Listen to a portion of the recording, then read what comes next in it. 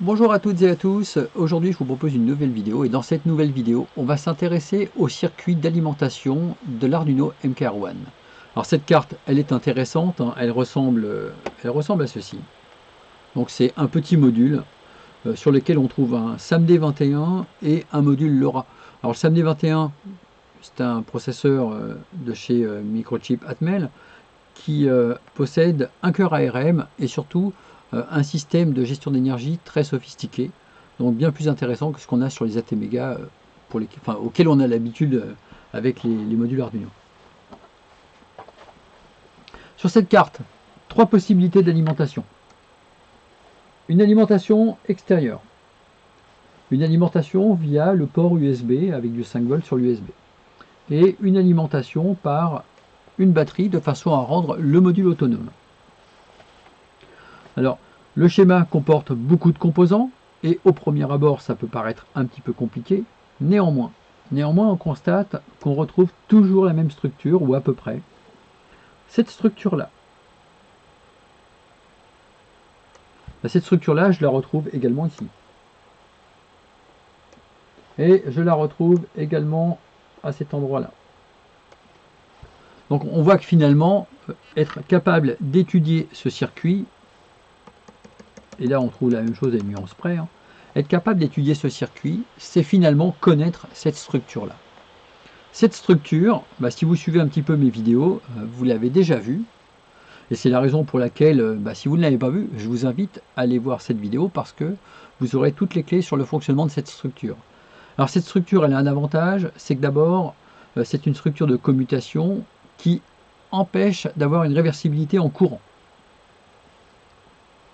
Donc cette réversibilité en courant, lorsque la structure n'est pas commandée, hein, s'entend, elle évite lorsque ici une cellule impose un signal vers la sortie, eh bien cela évite qu'il y ait un courant de retour vers la source qui n'est pas utilisée. Ce qui peut se produire lorsque la source qui n'est pas utilisée possède une différence de potentiel plus faible que celle qui va être utilisée. Hein, ce qui pourrait se produire. Donc là, eh bien, on évite ce phénomène-là grâce à l'intervention de ce transistor MOSFET supplémentaire par rapport au cas habituel. Donc c'est pour ça que je vous invite à voir cette vidéo. Alors maintenant, de façon très simple, si la commande ici permet de saturer le transistor Q2, donc c'est-à-dire si le VGS sur la commande 1 est supérieur au VGSTH de Q2, on sature l'ensemble des transistors et entrée 1 va comme ça jusqu'à sortie. Donc on dispose de la source d'alimentation sur entrée 1 au niveau de la sortie. Ça suppose également que entrée 1 soit supérieure en valeur absolue au VGSTH de Q1A et Q1B. Bon, on verra ça en détail par la suite dans le schéma. Donc voilà pour le fonctionnement de cette cellule. Alors maintenant, eh bien, on s'intéresse au cas particulier où on va alimenter donc, le système par l'intermédiaire de la prise externe. Donc on alimente avec cette prise-là. Et pour ça, on impose 5 volts. Alors pour autant, on peut très bien avoir les piles en place et l'USB également en place qui fournissent ces 5 volts. Et puis les piles, c'est plutôt deux piles de 1,5 volts, donc ici plutôt 3 volts. Donc j'impose mon 5 volts sur l'alimentation externe. Ce 5 volts, il se retrouve tout de suite sur un diviseur de tension. Ce diviseur de tension, c'est R23, R24. Ces deux résistances ont la même valeur, et puisqu'elles ont la même valeur, eh bien ça a une conséquence immédiate. Et la conséquence, c'est qu'on obtient la moitié de Vin. Donc la moitié de Vin, c'est-à-dire 2,5 volts sur ce point-là.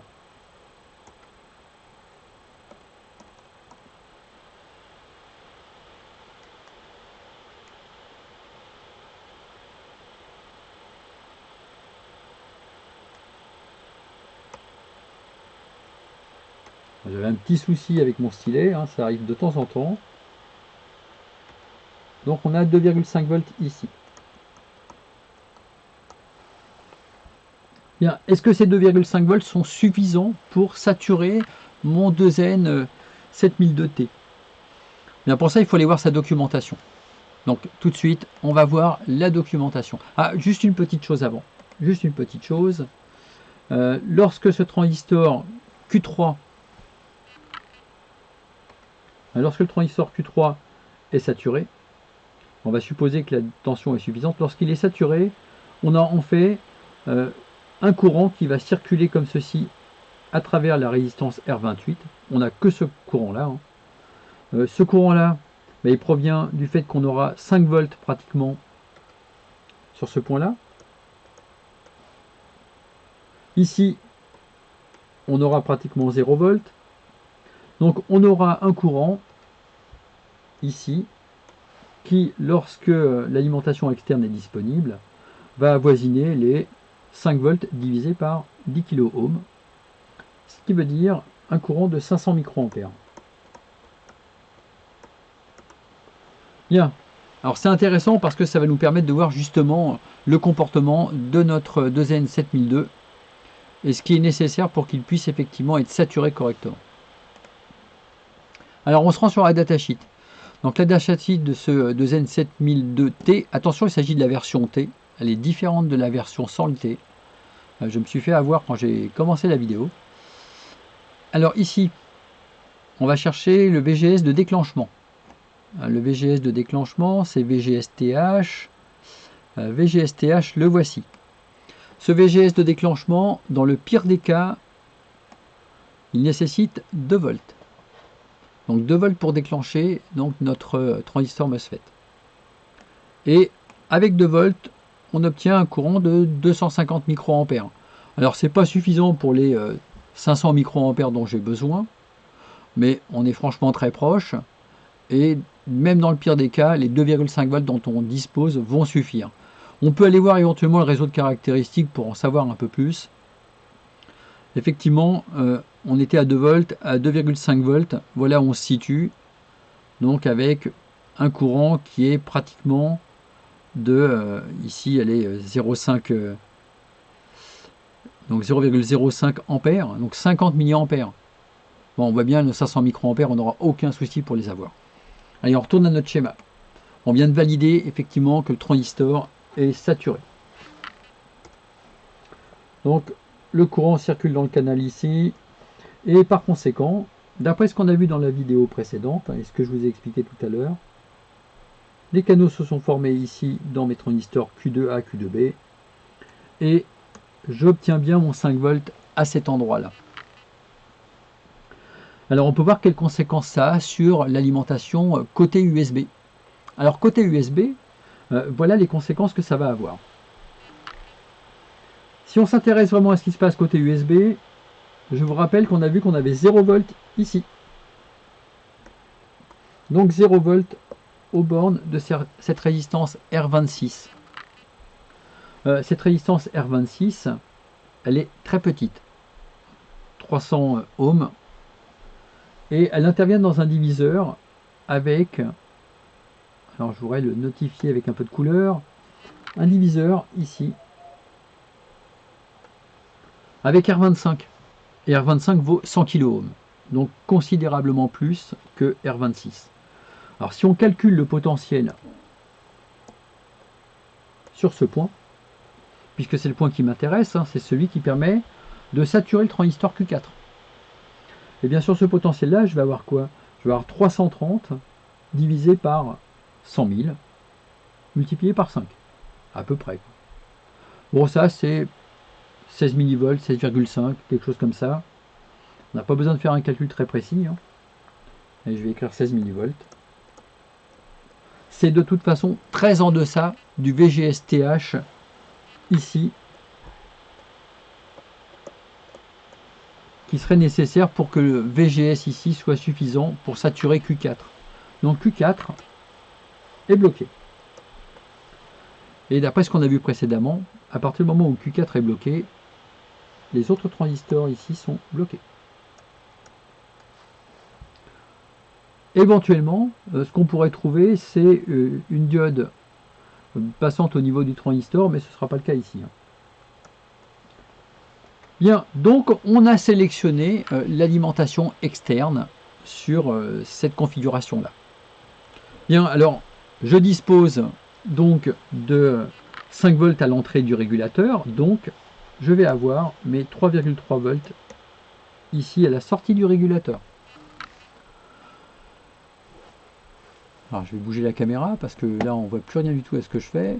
Hop. Donc j'ai 3,3 volts à la sortie du régulateur. Et maintenant, eh bien, il faut voir comment vont être sélectionnées les sources entre la batterie ou le 3,3 volts. Hein, puisque finalement j'ai deux possibilités, soit le 3,3 volts ici, soit les 3 volts de la batterie.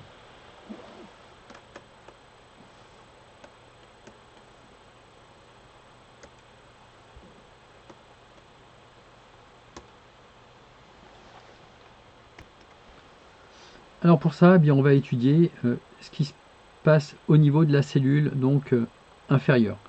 Donc au niveau de la cellule inférieure, vous pouvez remarquer, on dispose d'un diviseur de tension, et ce diviseur de tension, il fait intervenir deux résistances, R13 et R12. Et on sort sur R12. Donc ce qui m'intéresse, c'est cette chute de potentiel là, puisque c'est celle qui pilote le transistor Q7.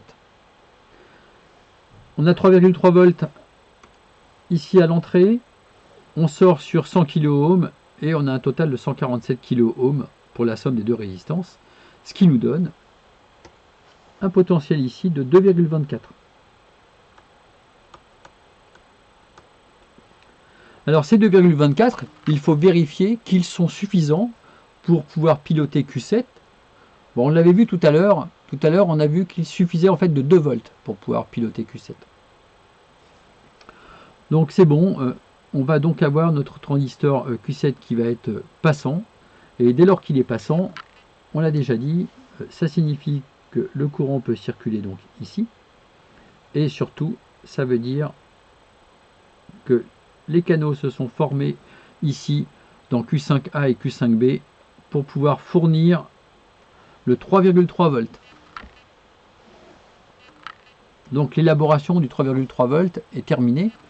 Il reste à vérifier une chose, il reste à vérifier que les transistors Q6A et Q6B sont bien bloqués pour éviter d'avoir un lien avec la batterie.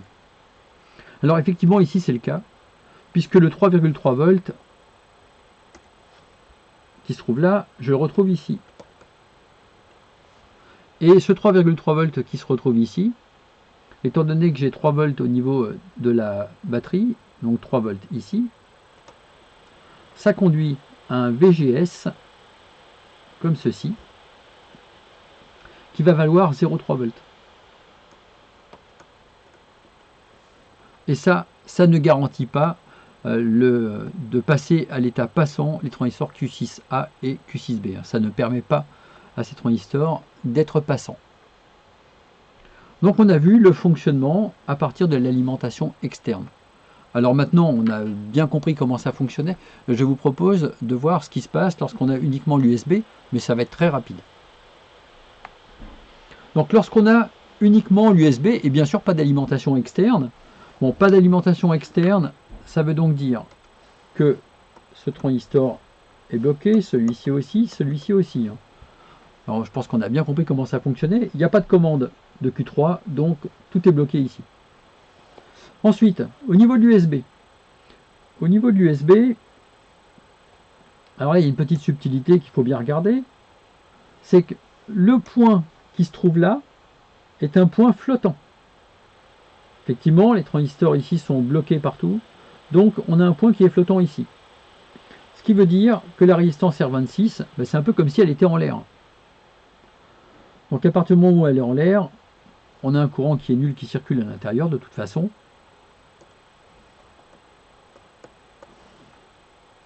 Et par conséquent, puisque le courant est nul ici dans le transistor Q4, eh bien on a finalement une chute de potentiel aux bornes de R25 qui est nulle. Donc on récupère la tension de l'USB, donc l'USB c'est 5 volts ici, et on pilote le transistor Q4 avec ces 5 volts. C'est supérieur au VGSTH dans les pires conditions de Q4. Donc Q4 devient passant. Et à partir du moment où Q4 est passant, on l'a vu, hein, un canal se forme pour Q1A, Q1B, et on a donc les 5 volts à l'entrée de notre régulateur. Alors ces 5 volts à l'entrée du régulateur assurent le fonctionnement du régulateur, ça on l'a déjà vu,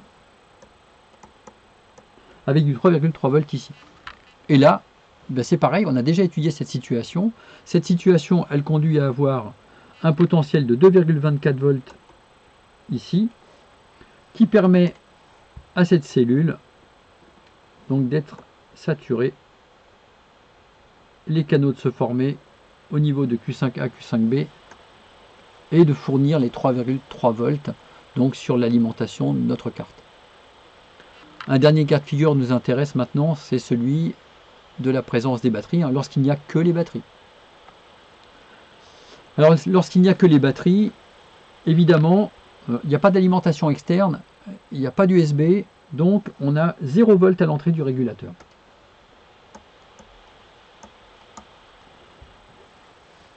Donc tout se passe comme si le régulateur n'était pas là.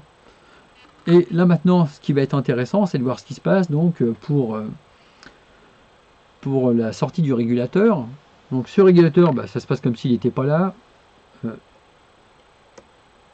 0 volt ici.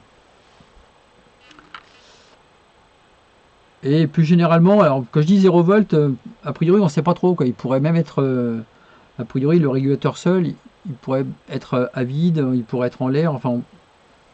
Ce qui est intéressant par contre, c'est de voir que on n'aura absolument pas de courant ici. Et à partir du moment où j'ai pas de courant sur G1 et G2, ici la chute de tension aux bornes de R10 sera nulle.